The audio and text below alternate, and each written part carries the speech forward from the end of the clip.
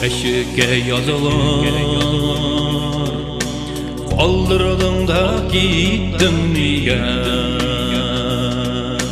Aldanırga şaşıkelerge